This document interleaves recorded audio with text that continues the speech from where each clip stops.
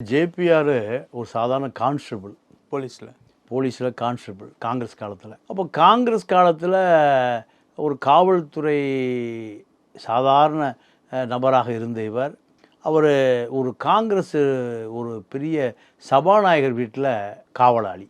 செல்லப்பாண்டியன். ஆமாம், செல்லப்பாண்டியன் வீட்டு காவலாளி. அங்கே ஒரு தவறை செய்து விட்டு அங்கேருந்து தப்பிச்சு ஓடுறார். சஸ்பெண்ட் செய்யப்பட்டு தப்பிச்சு போகிறார். எங்கே? பம்பாயில் போய் செட்டில் ஆகிறார். காங்கிரஸ் ஆட்சி இருக்கிற வரை அவர் சென்னைக்கே வரல. காங்கிரஸ் ஆட்சி முடிஞ்சு திமுக வந்த பிறகு வட சென்னையில் வந்து ரிக்ஷா ஓட்டிகிட்டு இருக்கார். ரிக்ஷா ப்ளஸ் சாராயம் விற்பது, இதுதான் அவருடைய தொழில். திமுக உடைஞ்சு அதிமுகவாக மாறிய பிறகு வன்னை பாண்டியன் ஒருத்தர் திமுகவிலிருந்து அதிமுகவுக்கு வர்றார். நார்த் மெட்ராஸில் அவரோடு அடியாளாக வர்றார். யாருக்கிட்ட? எம்ஜிஆர்கிட்ட.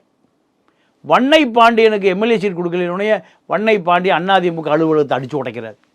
உடைத்த பிறகு வன்னை பாண்டியனுடைய அடியாளாக இருந்த ஜேபிஆர் எம்ஜிஆர் கட்சியில் இணைகிறார். இதுதான் ஜேபிஆருடைய வரலாறு.